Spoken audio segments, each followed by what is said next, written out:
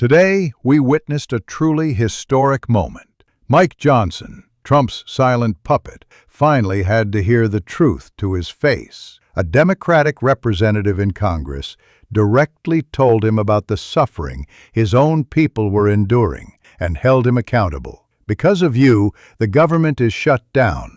People are going hungry. And what do you think Johnson did? He shirked responsibility as usual. My shutdown? He asked, as if the 6-week government shutdown and millions of people going without pay had nothing to do with him. This sums up the Trump era, a power structure that thrives on crisis and always blames others. If you want more news like this, don't forget to like the video and subscribe, because we'll expose these absurdities together. On some level, she's right? Like there is some enormous failure here, both that so many Americans are in a position where they depend on this to make ends meet, and the idea that this shutdown could imperil those funds.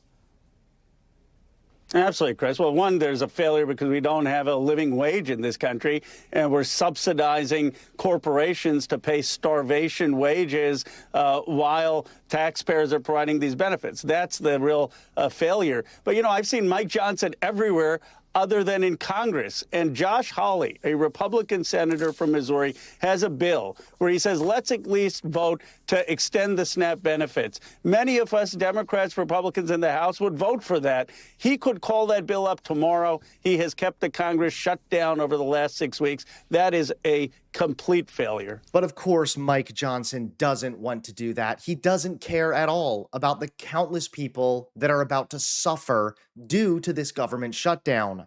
And healthcare is critical. I had a meeting with some constituents last Friday when I was in New Hampshire. One was a man who was probably in his early 50s.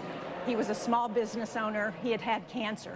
He got his insurance through the marketplace. He said, if I didn't have that insurance through the Affordable Care Act, I would not have gone to the doctor. I would not have gotten my cancer treated, and I would be dead by now.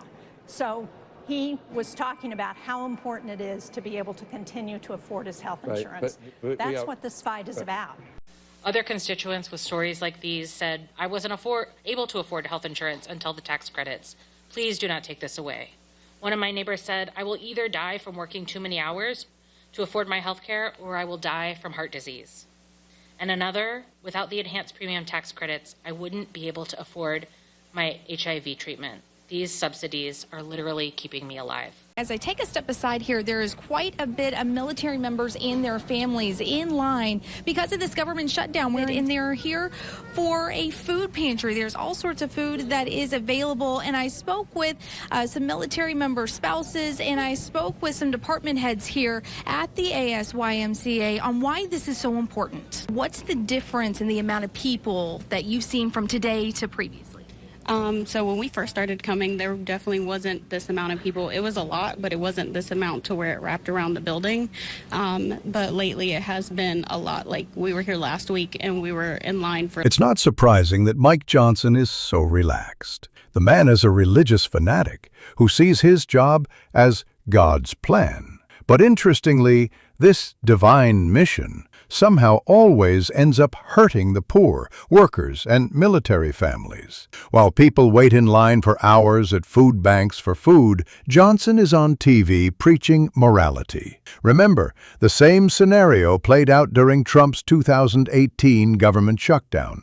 While the White House hosted a fast food feast, thousands of federal workers couldn't pay their rent. This is systematic contempt. For Republicans, the crisis is a political tool. For people, it's a struggle for survival. Johnson, hi.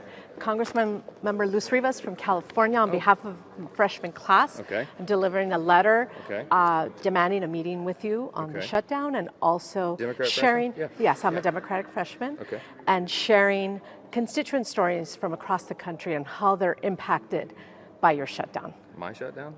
Yes. Well, I'd love to talk to you about that. Yes. Remember, Oh, we then voted please. 14 times to open, Democrats voted 14 times to close. We voted to protect health care for Americans. Healthcare is the debate we were supposed to have in October, November, December. It was always going to be on the schedule. Did they tell you that? Well, we're here ready to work. I'm We glad, have been I know. out of session since September 19th. Because the House did our job. That's your decision. We could be It doing is the my job decision. now.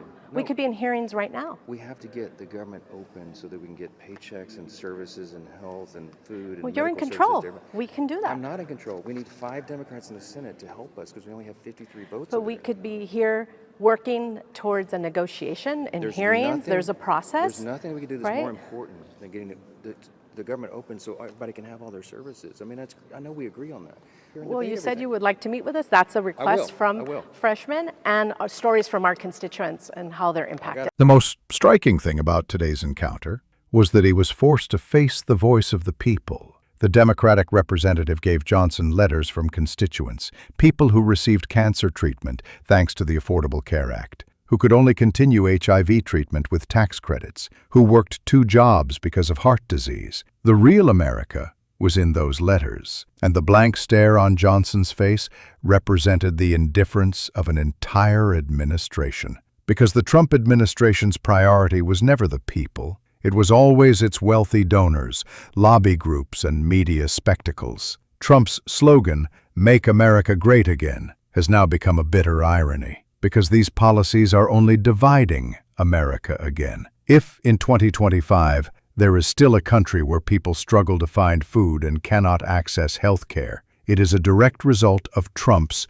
economic miracle. Shut down the government, cut off aid, then boast, "Look how strong a leader I am." Johnson is part of the same game. The only thing that sets him apart is that he is not as flamboyant as Trump, but he continues the same destruction through silent complicity. Johnson's defense, "We voted 14 times. The Democrats are shutting it down," is like something out of an Orwell novel. Twist the truth, blame the victim. Same Trump tactic. Remember, they used the same method during the pandemic in 2020. If people are dying, it's because of Democratic governors. Now it's the same scenario. If the government is shut down, it's because of the Democrats. In reality, this shutdown is entirely the result of Republican hostage-taking. The people's wages, food, and health care are victims of Trump's political show. This event is not just a government shutdown. It is a political mirror. When you look into that mirror, you see a culture of indifference growing under Trump's leadership, a mentality that says empathy is weakness, solidarity is socialism. Names like Johnson are also carriers of this culture. Even when criticized to his face in Congress today, he did not offer the slightest self-criticism. But the scene on the ground is very different. Soldiers' wives wait in food lines with their children. Working families decide, should I pay the electricity bill today or buy food? And while all this is happening, Trump is still blaming the Biden economy on Fox News. This is absurdity turned into politics. The administration is marketing the destruction it created as the other side's fault. As a result, today's scene in Congress could be a symbolic turning point, because finally, someone stood up and told Trump's people the truth to their faces. This is your shutdown. Yes, exactly. This is the shutdown of Trump's America. Not the shutdown of the people. Not the shutdown of justice. The shutdown of accountability. Don't forget to subscribe to the channel so you don't miss these kinds of analyses, because you can be sure that this rotten structure will crack even more in the coming days.